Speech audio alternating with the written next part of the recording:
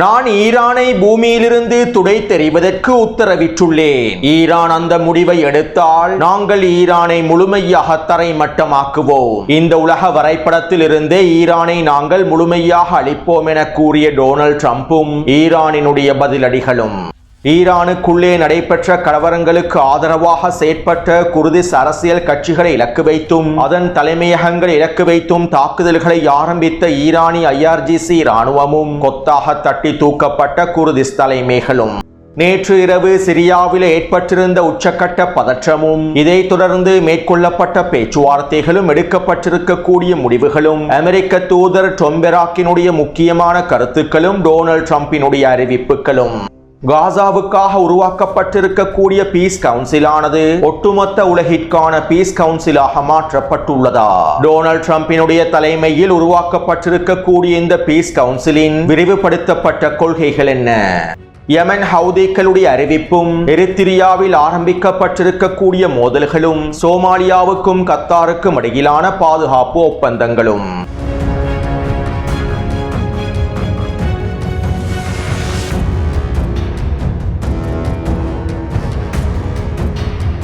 Greenland தொடர்பாக ஏற்பட்டிருக்கக்கூடிய பதற்ற நிலைமைகள் தொடர்பாகவும் கிரீன்லாந்துக்கு பதிலாக ஐரோப்பிய தலைவர்கள் ஈரானை டொனால்ட் ட்ரம்புக்கு பரிசளிப்பதற்கு விரும்பக்கூடிய திட்டங்கள் தொடர்பாகவும் கிரீன்லாந்தை டொனால்ட் ட்ரம்பிடமிருந்து பாதுகாப்பதற்கு ஐரோப்பாவுக்கு வாய்ப்புகள் மற்றும் அட்டைகள் இருக்கின்றதா என்பது தொடர்பாகவும் அமெரிக்காவினுடைய அடிமையாக மாறியிருக்கக்கூடிய ஐரோப்பிய ஒன்றியத்தின் கள நிலவரங்கள் தொடர்பாகவும் இன்னும் பல முக்கியமான தகவல்களை உள்ளடக்கியிருக்கக்கூடிய தனியான காணொளி ஒன்றை இன்று மதியம் வெளியிட்டிருந்தேன். மேலும் குறித்த காணொளியை பார்வையிடாதவர்கள் கீழே இருக்கக்கூடிய லிங்கினை பயன்படுத்தி அந்த காணொளியை பார்வையிடலாம்.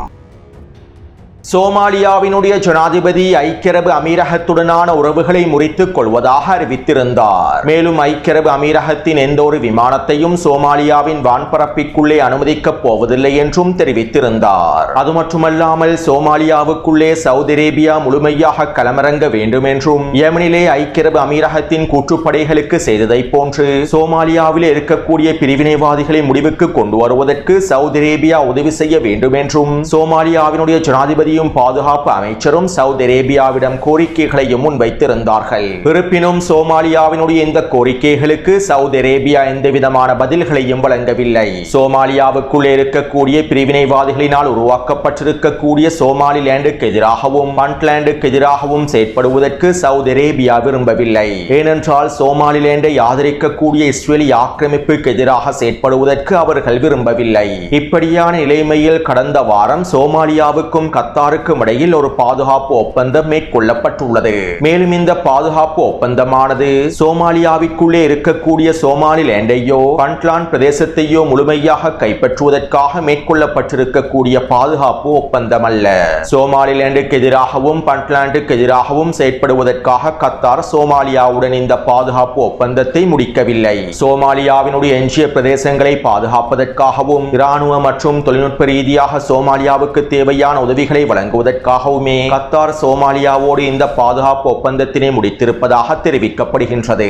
மேலும் துருக்கியும் சோமாலியாவினுடைய பொருளாதாரத்தை வலுப்படுத்துவதற்கான வேலை திட்டங்களை முன்னெடுக்கப் போவதாக தெரிவித்திருந்தது. இதன் அடுத்த கட்டமாகவே தற்போது கத்தாரும் சோமாலியாவினுடைய பொருளாதாரத்தினை வலுப்படுத்துவதற்கான முயற்சிகளை மேற்கொள்ளப் போவதாக தெரிவித்துள்ளது. அத்தோடு இந்த ஜியோனிஸ் அரபு அடிமைகளும் துரோகிகளும் ஒருபொழுதும் சோமாலியாவில் இருக்கக்கூடிய பிரிவினைவாதிகளுக்கு எதிராக களமிறங்க மாட்டார்கள். ஏனென்றால் இந்த பிரிவினைவாதிகள் இஸ்ரேலி ஆக்கிரமிப்பினுடைய ஆதரவை முழுமையாக பெற்றுள்ளார்கள். இதனால் சோமாலியாவுக்குள்ளே இஸ்ரேலி ஆக்கிரமிப்பின் நலன்களுக்கு எதிராக இந்த அடிமைகளும் துரோகிகளும் ஒருபொழுதும் செயற்பட மாட்டார்கள். அதே நேரம் யமன் ஹவுதி இராணுவத்தினர் சோமாலிலாந்து தொடர்பாகவும் சோமாலியாவுக்குள்ளே இருக்கக்கூடிய பிரிவினைவாதிகள் தொடர்பாகவும் அறிவிப்புகளை வெளியிட்டுள்ளார்கள். நாங்கள் சோமாலியாவில் இருக்கக்கூடிய சோமாலிலாந்து பிரிவினைவாதிகளுக்கு எதிராக போரை அறிவிப்போம். சோமாலிலாந்து பிரதேசம் சோமாலியாவுக்கு சொந்தமான பிரதேசமாகும். மேலும் சோமாலிலாந்திலே இஸ்ரேலி ஆக்கிரமிப்பு நிலை கொண்டிருப்பதனை நாங்கள் ஒருபொழுதும் ஏற்றுக்கொள்ளப் போவதில்லை. சோமாலிலாந்து பிரதேசத்திலே இஸ்ரேலி ஆக்கிரமிப்பு நிலத்திடர்கள் களமிறங்கினால் நாங்கள் சோமாலிலாந்து பிரதேசத்தினை குறிவை வைத்து தாக்குதல்களை ஆரம்பிப்போம் என்றும் இஸ்ரேலிய ஆக்கிரமிப்புக்கு எதிராக நாங்கள் இலக்கு வைத்திருக்கக்கூடிய பிரதேசங்களில் சோமாலிலாந்து பிரதேசமும் காணப்படுகின்றது என்றும் யெமன் ஹவுதி இராணுவத்தினர் அறிவித்துள்ளார்கள். அது மட்டுமல்லாமல் சோமாலிலாந்துக்கு எதிராகவும் சோமாலிலாந்தில் இருக்கக்கூடிய பிரிவினைவாத குழுக்களுக்கு எதிராகவும் தரைவழி தாக்குதல்களை மேற்கொள்வதற்காக சோமாலியாவுக்குள்ளே இருக்கக்கூடிய எதிர்ப்பு அச்சுக்களை பலப்படுத்துவதற்கான வேலை திட்டங்களையும் யெமன் ஹவுதி இராணுவத்தினர் மேற்கொண்டு வருகின்றார்கள். இதற்கமைவாக சோமாலி அரசாங்கத்திற்கு ஆதரவளிக்கக்கூடிய சோமாலிலாந்துக்கு எதிராக செயற்படக்கூடிய எதிர்ப்பு குழுக்களோடு யெமன் ஹவுதி இராணுவத்தினர் சில ஆயுத பரிமாற்றங்களையும் மேற்கொண்டிருப்பதாகவும் தகவல்கள் வெளியாகியுள்ளன. அதாவது சோமாலிலாந்தில் இருக்கக்கூடிய பிரிவினைவாதிகளுக்கு எதிராக சோமாலியாவில் இருந்து தரைவழி தாக்குதல்களை ஆரம்பிப்பதற்கு யெமன் ஹவுதி இராணுவத்தினர் எல்லாவிதமான வேலை திட்டங்களையும் மேற்கொண்டு வருகின்றார்கள். மேலும் இவை தொடர்பான சில முக்கியமான தகவல்களை ஆராய்ந்து இனி வரக்கூடிய காணொளிகளிலும் பதிவிடுகின்றேன். அத்தோடு செங்கடல் பிரதேசத்தில் இருக்கக்கூடிய இன்னும் ஒரு மிக முக்கியமான மூலோபாய பிரதேசமாக எரித்திரியாவினுடைய கடற்பிரதேசம் காணப்படுகின்றது. மேலும் எரித்திரியா நாட்டிற்குள்ளே இராணுவ கட்டளை தளங்களை அமைப்பதற்காகவும் செங்கடல் பிரதேசத்திலே ஆதிக்கத்தினை அதிகரிப்பதற்காகவும் இஸ்ரேலிய ஆக்கிரமிப்பும் ஐக்கிய அரபு அமீரகமும் பல வேலை திட்டங்களையும் முயற்சிகளையும் மேற்கொண்டு வருகின்றன. இதற்காக எரித்திரியாவின் அஃபார் பிரதேசத்தில் இருக்கக்கூடிய பிரிவினைவாத குழுக்களையும் இஸ்ரேலிய ஆக்கிரமிப்பும் ஐக்கிய அரபு அமீரகமும் பயன்படுத்திக் கொண்டுள்ளது. இவை தொடர்பாக கடந்த வாரம் காணொளியில் தெளிவாக குறிப்பிட்டிருந்தேன். மேலும் எரித்திரியாவுக்குள்ளும் இவர்கள் அடுத்த கட்ட போரை ஆரம்பிப்பதற்கான வேலை திட்டங்களை மேற்கொண்டு வருகின்றார்கள் என்றும் இன்னும் ஒரு சில வாரத்திற்குள்ளே எரித்திரியாவுக்குள் போர் ஆரம்பிக்கப்படுவதற்கான வாய்ப்புகள் இருப்பதாகவும் குறிப்பிட்டிருந்தேன். எனவே தற்போது எரித்திரியாவின் அஃபார் பிரதேசத்தில் இருக்கக்கூடிய பிரிவினைவாத குழுக்கள் டிஜிபவுட்டியின் எல்லை பிரதேசத்தில் இருக்கக்கூடிய இராணுவத்தினை இலக்கு வைத்து தாக்குதல்களை ஆரம்பித்துள்ளார்கள். மேலும் இனி வரக்கூடிய நாட்களில் யெமன் ஹவுதிகளோடு ஒன்றிணைந்து செயற்படக்கூடிய எரித்திரியாவினுடைய அரசாங்கத்திற்கு எதிராகவும் தாக்குதல்களை மேற்கொள்ளப் போவதாகவும் அறிவித்துள்ளார்கள். அது மட்டுமல்லாமல் இந்த தாக்குதல்களை மேற்கொள்வதற்கு தேவையான ஆயுதங்களையும் நிதி உதவிகளையும் அவசரமாக எங்களுக்கு தந்து உதவுமாறு அஃபார் பிரதேசத்தில் இருக்கக்கூடிய பிரிவினைவாதிகள் ஐக்கிய அரபு அமீரகத்திடமும் இஸ்ரேலிய ஆக்கிரமிப்பிடமும் கோரிக்கைகளையும் முன்வைத்துள்ளார்கள். இதனால் இனி வரக்கூடிய நாட்களில் எரித்திரியாவிலே மோதல்கள் விரிவடைய போகின்றன. மேலும் இந்த மோதல்களில் யெமன் ஹவுதி இராணுவத்தினரும் நேரடியாக களமிறங்கப் போகின்றார்கள்.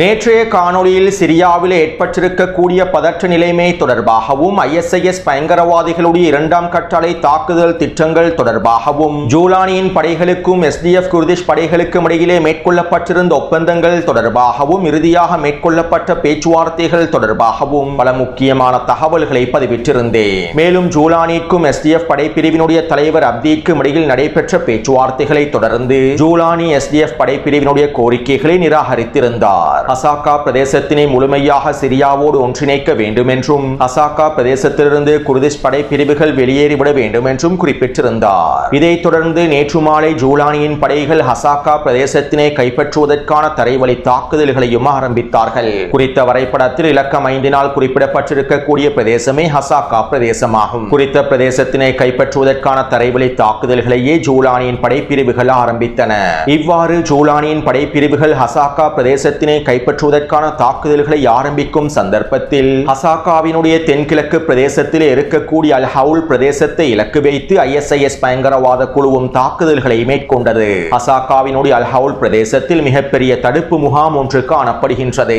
அதாவது ISIS பயங்கரவாதிகளின் அதிகளவான குடும்ப உறுப்பினர்கள் ஹசாக்காவில் உள்ள இந்த ஹவுல் தடுப்பு முகாமில் தான் தடுத்து வைக்கப்பட்டுள்ளார்கள். குறிப்பாக ISIS பயங்கரவாதிகளுடைய மனைவிமார்கள் இந்த ஹவுல் தடுப்பு முகாமிலேயே தடுத்து வைக்கப்பட்டுள்ளார்கள். கிட்டத்தட்ட 7500க்கும் அதிகமான ISIS பயங்கரவாதிகளுடைய குடும்ப உறுப்பினர்கள் இந்த மிகப்பெரிய தடுப்பு முகாமிலே தடுத்து வைக்கப்பட்டிருப்பதாக தெரிவிக்கப்படுகின்றது. அதே நேரம் ஹசாக்காவினுடைய வடகிழக்கு பிரதேசத்தில் தான் அல் சீனா என்கின்ற மிகப்பெரிய சிறைச்சாலையும் காணப்படுகின்றது. இந்த சிறைச்சாலையில் 5000 தொடக்கம் 10,000 வரையிலான ISIS பயங்கரவாதிகளும் அவர்களுடைய மிக முக்கியமான தளபதிகளும் தலைவர்களும் தடுத்து வைக்கப்பட்டுள்ளார்கள். இவை தொடர்பாக நேற்றைய காணொளியிலும் குறிப்பிட்டிருந்தேன். எனவே இந்த அல் சீனா சிறைச்சாலையை போன்றே ஹசாக்காவில் இருக்கக்கூடிய அல் ஹவுல் சிறைச்சாலையும் தடுப்பு முகாமும் காணப்படுகின்றது. மேலும் இந்த தடுப்பு முகாமில் இருக்கக்கூடிய ISIS பயங்கரவாதிகளின் குடும்ப உறுப்பினர்களை விடுவிப்பதற்காகவே குறித்த பகுதியை இலக்கு வைத்து ISIS பயங்கரவாதிகள் தாக்குதல்களையும் மேற்கொண்டார்கள். இந்த சந்தர்ப்பத்திலே SDF குர்திஷ் படைப்பிரிவினர் பதிலடி தாக்குதல்களையும் மேற்கொண்டார்கள். மேலும் இந்த பதிலடி தாக்குதல்கள் வீரியமாக மேற்கொள்ளப்பட்டதனால் அல் ஹவுல் பிரதேசத்திலிருந்து ISIS பயங்கரவாதிகள் பின்வாங்கினார்கள். குறித்த தடுப்பு முகாமை கைப்பற்றுவதற்கு பயங்கரவாதிகளினால் முடியவில்லை. இதைத் தொடர்ந்து ஹசாக்கா பிரதேசத்தினூடாக முன்னேறிய ஜூலானியினுடைய தக்ஃபீரி பயங்கரவாத குழுக்கள் அல் ஹவுல் தடுப்பு முகாமை இலக்கு வைத்து தாக்குதல்களை ஆரம்பித்தார்கள். இதன்போது SDF குர்திஷ் படையும் ஜூலானியின் படைக்கு எதிரான பதிலடி தாக்குதல்களை மேற்கொண்டது. இருப்பினும் அதிகளவான படைப்பிரிவுகள் களமிறக்கப்பட்டதனால் SDF குர்திஷ் படைகளுக்கு சமாளிக்க முடியவில்லை. இதைத் தொடர்ந்து அல் ஹவுல் பிரதேசத்திலிருந்து SDF குர்திஷ் படைகள் பின்வாங்கின. இவ்வாறு இவர்கள் பின்வாங்கியதை தொடர்ந்து ஜூலானியின் தக்ஃபீரி படைகள் அல் ஹவுல் தடுப்பு முகாமை முழுமையாக கைப்பற்றிக் கொண்டார்கள். மேலும் இதன்போது ISIS பயங்கரவாதிகளின் குடும்ப உறுப்பினர்கள் அல் ஹவுல் தடுப்பு முகாமில் இருந்து தப்பியோடினார்கள். ஜூலானியின் தக்ஃபீரி பயங்கரவாத தளபதிகள் குறித்த தடுப்பு முகாமில் இருக்கக்கூடிய ISIS பயங்கரவாதிகளின் குடும்ப உறுப்பினர்களையும் விடுவித்தார்கள். இருப்பினும் நாங்கள் அல் ஹவுல் தடுப்பு முகாமில் இருக்கக்கூடியவர்களை விடுவிக்கவில்லை. அதிகளவானோர் குறித்த முகாமில் இருந்து தப்பிச் சென்றுள்ளார்கள். மேலும் நாங்கள் அவர்களை மீண்டும் கைது செய்வதற்கான வேலை திட்டங்களை மேற்கொண்டு வருகின்றோம் என ஜூலானியின் அரசாங்கம் அறிவித்தது. ஆனால் களத்தினுடைய யதார்த்தம் அவ்வாறு இருக்கவில்லை. ஜூலானின் STS படைப்பிரிவில் இருக்கக்கூடிய தக்ஃபீரி பயங்கரவாத தளபதிகள் அனைத்து ISIS பயங்கரவாதிகளுடைய குடும்ப உறுப்பினர்களையும் விடுவித்தார்கள். அத்தோடு அல் ஹவுல் சிறைச்சாலையில் இருந்து பயங்கரவாதிகளுடைய குடும்ப உறுப்பினர்கள் தப்பிச் செல்லும் போது குறித்த பகுதியில் நிலை கொண்டிருக்கக்கூடிய அமெரிக்கா மற்றும் சர்வதேச கூட்டணிகள் வான்வழி தாக்குதல்களை மேற்கொண்டிருந்தன. கிட்டத்தட்ட 2 வான்வழி தாக்குதல்கள் மாத்திரமே மேற்கொள்ளப்பட்டிருந்தது. மேலும் இந்த பயங்கரவாதிகளுடைய குடும்ப உறுப்பினர்கள் தப்பிச் செல்வதனை தடுப்பதற்கான எந்தவிதமான வேலை திட்டங்களையும் அவர்கள் மேற்கொள்ளவில்லை. இவர்கள் மேற்கொண்டிருந்த வான்வழி தாக்குதலும் சிறிய தாக்குதலாகவே அமைந்திருந்தது. அத்தோடு அல் ஹவுல் பிரதேசத்திலிருந்து பின்வாங்கிய SDF படைப்பிரிவுகள் ஹசாக்காவினுடைய மிகப்பெரிய சிறைச்சாலையான அல்சினா சிறைச்சாலையில் முழுமையாக களமிறங்கினார்கள். அல்சினா சிறைச்சாலையை உடைப்பதிலிருந்து பாதுகாப்பதற்காகவும் குறித்த சிறைச்சாலையில் இருக்கக்கூடிய ISIS பயங்கரவாதிகளை விடுவிக்காமல் பாதுகாப்பதற்காகவும் அனைத்து படைப்பிரிவுகளையும் குறித்த சிறைச்சாலையில் களமிறக்கினார்கள். அத்தோடு இந்த சம்பவங்களை தொடர்ந்து ஜூலானி குர்திஷ் படைப்பிரிவினுடைய தலைவரான அப்தீக்கு தொலைபேசி அழைப்பினை ஏற்படுத்தி கலந்துரையாடலை மேற்கொண்டார். அமெரிக்க தூதர் டொம்பெரா தலைமையிலேயே இந்த கலந்துரையாடல்கள் மேற்கொள்ளப்பட்டிருந்தன. மேலும் இதன்போது இருவருக்கும் இடையிலான ஒரு ஒப்பந்தமும் எட்டப்பட்டது. இந்த ஒப்பந்தம் எட்டப்பட்டதை தொடர்ந்து ஜூலானி யுத்த நிறுத்தத்தையும் அறிவித்தார். மேலும் குறித்த ஒப்பந்தத்தில் இவ்வாறு தெரிவிக்கப்பட்டது: ஹசாக்கா பிரதேசத்தினை சிரியாவினுடைய அரசோடு ஒன்றிணைப்பதற்கான அடுத்த கட்ட திட்டங்களை SDF குர்திஷ் படைப்பிரிவினுடைய தலைவர் முன்வைப்பார். சிரியாவின் அரசாங்கத்தோடு ஹசாக்காவை எவ்வாறு இணைக்க வேண்டும் என்பது தொடர்பான அனைத்து திட்டங்களையும் ஆராய்ந்து அவர் ஒரு முழுமையான திட்ட வரைபடத்தை வைப்பார். இதற்கமைவாக சிரியாவின் அரசாங்கத்தோடு ஹசாக்கா பிரதேசமும் இணைக்கப்படும். மேலும் இதுவரைக்கும் சிரியாவினுடைய அரச படைகள் கமிஷ்லி, ஹசாக்கா மற்றும் குர்திஷ் மக்கள் அதிகமாக வாழக்கூடிய பிரதேசங்களுக்குள் நுழையாது. அதே போன்று ஹசாக்காவினுடைய ஆளுநராகவும் சிரியாவினுடைய அரசாங்கத்தின் துணை பாதுகாப்பு அமைச்சராகவும் SDF படைப்பிரிவினுடைய தலைவராக இருக்கக்கூடிய அப்தி தெரிவு செய்யப்படுவார். மேலும் இவருடைய தலைமையில் குர்திஷ் படைப்பிரிவுகளை சிரியாவின் அரசு இராணுவத்தோடு இணைப்பதற்கான வேலை திட்டங்கள் முன்னெடுக்கப்படும் என்றும் குறித்த ஒப்பந்தத்தில் தெரிவிக்கப்பட்டுள்ளது. மேலும் இதற்கான முழுமையான சம்மதத்தையும் அப்தி வழங்கி இருப்பதாக தெரிவிக்கப்படுகின்றது. அத்தோடு இந்த ஒப்பந்தத்திற்கமைவாக யுத்த நிறுத்தம் நடைமுறைப்படுத்தப்பட்டாலும் ஜூலானியின் STS படைப்பிரிவில் இருக்கக்கூடிய தக்ஃபீரி படைப்பிரிவுகள் அல்சினா சிறைச்சாலையை உடைப்பதற்காக அதில் இருக்கக்கூடிய பயங்கரவாதிகளை விடுவிப்பதற்காக முயற்சிகளை மேற்கொண்டு வருகின்றன.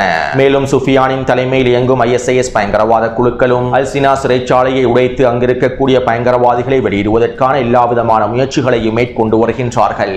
அத்தோடு இந்த ஒப்பந்தங்களை தொடர்ந்து அமெரிக்க தூதர் டொம்பெராக் இவ்வாறு தெரிவித்தார்: சிரியாவில் இருக்கக்கூடிய குர்திஷ் மக்களுக்கு தற்போது ஒரு சிறந்த வாய்ப்பு கிடைக்க பெற்றுள்ளது.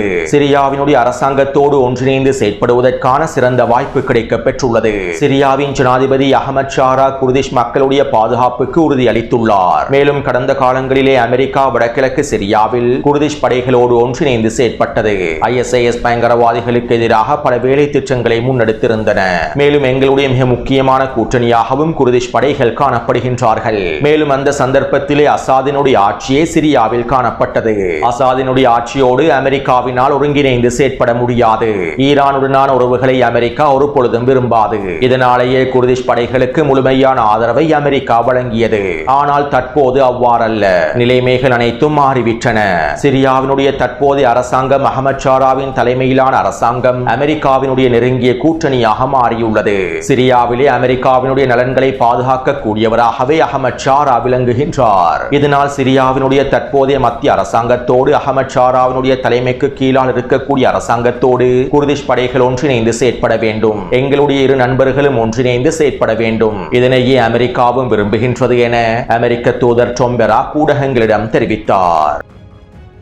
அதேபோன்று நேற்றிரவு நடைபெற்ற ஊடக சந்திப்பில் டொனால்ட் ட்ரம்ப் இவ்வாறு தெரிவித்தார். நான் சிரியாவினுடைய ஜனாதிபதி அகமது ஷாராவோடு தொலைபேசியில் உரையாடினேன். சிரியாவினுடைய தற்போதைய நிலைமைகள் தொடர்பாக நான் அவருடன் கலந்துரையாடல்களை மேற்கொண்டேன். சிறைச்சாலைகளில் இருக்கக்கூடிய பயங்கரவாதிகளை நாங்கள் விடுவிக்க கூடாது. மேலும் அவர்களுடைய சிறைச்சாலைகளை பாதுகாப்பதற்கு நாங்கள் ஒன்றிணைந்து செயற்படுவோம். அதே நேரம் சிரியாவினுடைய ஜனாதிபதி அகமது ஷாரா வலிமையானவர். மேலும் அவர் சிரியாவிலே சிறந்த வேலை திட்டங்களை முன்னெடுக்கின்றார் என டொனால்ட் ட்ரம்ப் தெரிவித்தார்.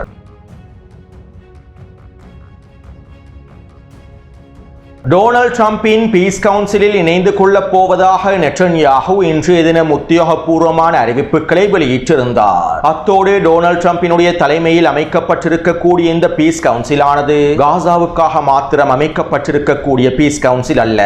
இந்த பீஸ் கவுன்சிலுக்கு கீழால் ஒரு பகுதியாகவே காசாவினுடைய எக்ஸிகியூட்டிவ் போர்டு உருவாக்கப்பட்டுள்ளது. இந்த எக்ஸிகியூட்டிவ் போர்டுக்கு கீழால் தான் பலஸ்தீனிய தொழில்நுட்ப குழு இயங்கப் போகின்றது. அதே நேரம் டொனால்ட் ட்ரம்பினுடைய இந்த பீஸ் கவுன்சிலானது ஒரு சர்வதேச அமைப்பாகவே அடையாளப்படுத்தப்பட்டுள்ளது. இன்னும் தெளிவாக குறிப்பிடுவதாக இருந்தால் சர்வதேச ரீதியில் இயங்கக்கூடிய ஐக்கிய நாடுகள் சபையை மாற்றி அமைப்பதற்கான ஒரு திட்டமாகவே இவற்றிற்கு மாற்றீடாகவே இந்த பீஸ் கவுன்சில் உருவாக்கப்பட்டுள்ளது. $1 பில்லியன் பணத்தை வழங்கி இந்த பீஸ் கவுன்சிலில் நாடுகளுடைய தலைவர்களினால் இணைந்து கொள்ள முடியும். மேலும் இதற்கமைவாக டொனால்ட் ட்ரம்ப் இந்த பீஸ் கவுன்சிலில் இணைந்து கொள்ளக்கூடிய நிரந்தர உறுப்பினர்களுக்கு வாக்களிக்கக்கூடிய உரிமையையும் வழங்குகின்றார். மேலும் இதன் மூலமாக பீஸ் கவுன்சிலில் சில முடிவுகள் எடுக்கப்படும் போது அவர்கள் அந்த வாக்கை பயன்படுத்த முடியும். ஐக்கிய நாடுகள் சபையை போன்று ஐக்கிய நாடுகள் சபைக்கு மாற்றீடாக டொனால்ட் ட்ரம்பினுடைய தலைமையில் இந்த பீஸ் கவுன்சில் உருவாக்கப்பட்டுள்ளது. அத்தோடு ஐக்கிய நாடுகள் சபைக்கு மாற்றீடாகவும் நேட்டோவிற்கு மாற்றீடாகவும் டொனால்ட் ட்ரம்பினுடைய தலைமையில் அமைக்கப்பட்டிருக்கக்கூடிய இந்த பீஸ் கவுன்சிலை நாங்கள் ஏற்றுக்கொள்ளப் போவதில்லை என்றும் இது ஒரு ஆபத்தான முடிவாகவே அமையப் போகின்றது என்றும் இதனால் நாங்கள் இந்த பீஸ் கவுன்சிலில் இணைந்து கொள்ளப் போவதில்லை என்றும் பிரித்தானியாவும் ஸ்வீடனும் இத்தாலியும் பிரான்சும் அறிவித்துள்ளன. இதற்கமைவாக ஐரோப்பாவில் இருக்கக்கூடிய அமெரிக்காவினுடைய பல நட்பு நாடுகளும் இந்த பீஸ் கவுன்சிலில் இணைந்து கொள்ளப் போவதில்லை என்றும் தெரிவித்துள்ளார்கள். அத்தோடு நாங்கள் அமைதியை ஏற்படுத்த விரும்புபவர்கள் பலத்தின் மூலமாகத்தான் அமைதியை ஏற்படுத்த முடியும். எங்களுடைய பலத்தை பயன்படுத்தி அமைதியை ஏற்படுத்த முடியும் என்பதே டொனால்ட் ட்ரம்பினால் உருவாக்கப்பட்டிருக்கக்கூடிய இந்த பீஸ் கவுன்சிலினுடைய கொள்கையாகும். இன்னும் ஒரு விதத்தில் குறிப்பிடுவதாக இருந்தால் நாங்கள் உலக அமைதியை ஏற்படுத்த போகின்றோம். நாங்கள் அமைதியை விரும்புபவர்கள் நாங்கள் அமைதியை ஏற்படுத்துவதற்கே வந்திருக்கின்றோம் என்று கூறி டொனால்ட் ட்ரம்பினுடைய இந்த பீஸ் கவுன்சிலானது ஒரு வார் கவுன்சிலாகவே செயற்பட போகின்றது. உண்மையில் இது அமைதியை ஏற்படுத்தக்கூடிய பீஸ் கவுன்சில் அல்ல, உலகம் முழுவதும் போரை வழிநடத்தக்கூடிய வார் கவுன்சிலாகவே அமைக்கப்பட்டுள்ளது. மேலும் இதுதான் இந்த பீஸ் கவுன்சிலினுடைய கொள்கையாகவும் காணப்படுகின்றது. அத்தோடு மத்திய கிழக்கை நோக்கி அமெரிக்காவினுடைய போர் விமானங்களும் எரிபொருள் விமானங்களும் தொடர்ச்சியாக நகர்த்தப்பட்டு வருகின்றன. இன்றைய தினமும் அமெரிக்காவிலிருந்து 10 டேங்கர் எரிபொருள் நிரப்பு விமானங்கள் மத்திய கிழக்கை நோக்கி நகர்த்தப்பட்டுள்ளன. மேலும் இன்னும் 2 தினங்களுக்குள்ளே ஆப்ரஹாம் லிங்கன் போர் கப்பலும் பாரசீக வளைகுடா பிரதேசத்தினை அடைந்துவிடும் என தெரிவிக்கப்படுகின்றது. அத்தோடு நேற்றைய ஊடக சந்திப்பிலே டொனால்ட் ட்ரம்ப் இவ்வாறு தெரிவித்தார். ஈரானிய தலைவர்கள் 827க்கும் அதிகமானோரை தூக்கிலிடுவதற்கு இருந்தார்கள். என்னுடைய எச்சரிக்கையை தொடர்ந்து மிரட்டல்களை தொடர்ந்து ஈரான் மக்களை தூக்கிலிடுவதிலிருந்து நிறுத்தியது.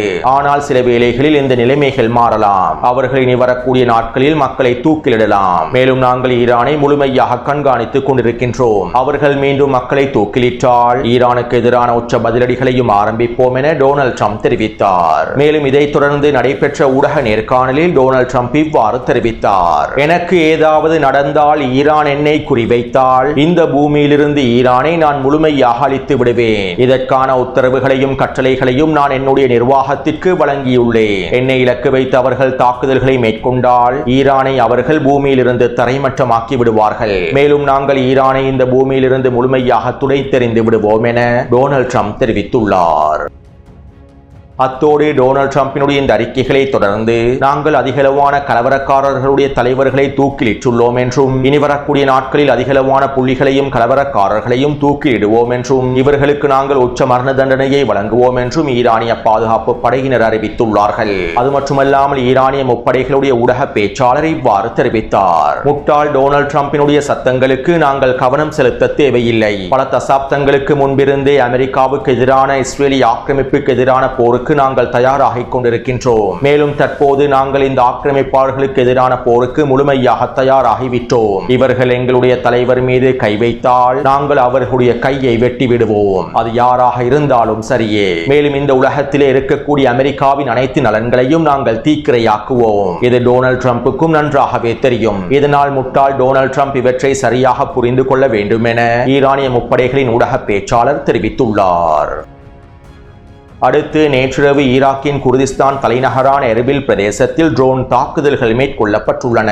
அதாவது ஈரானின் மேற்கெல்லை பிரதேசத்தில் இருக்கக்கூடிய குர்திஷ் பிரிவுகள் பிரிவினைவாத குழுக்கள் ஈரானுக்குள்ளே கலவரங்களுக்கு முழுமையான ஆதரவை வழங்கியிருந்தார்கள். ஈரானுக்கு எதிரான போராட்டங்களுக்கும் கலவரங்களுக்கும் முழுமையான ஆதரவை வெளிப்படுத்தினார்கள். இப்படியான நிலைமையிலேயே இந்த கலவரங்களுக்கு பின்னால் இருக்கக்கூடிய மிக முக்கியமான குர்திஷ் அரசியல் கட்சியின் தலைமையகத்தை இலக்கு வைத்தே நேற்றிரவு ட்ரோன் தாக்குதல்கள் மேற்கொள்ளப்பட்டுள்ளன. ஈரானிய IRGC இராணுவத்தின் வழிகாட்டுதலுக்கு அமைவாகவே ஈராக்கில் இருக்கக்கூடிய எதிர்ப்பு குழுக்கள் இந்த ட்ரோன் தாக்குதல்களை மேற்கொண்டிருப்பதாக தெரிவிக்கப்படுகின்றது. எனவே இந்த காணொளி தொடர்பான கருத்துக்களை பதிவிடுங்கள். தொடர்ந்தும் என்னுடன் இணைந்திருங்கள். நன்றி, வணக்கம்.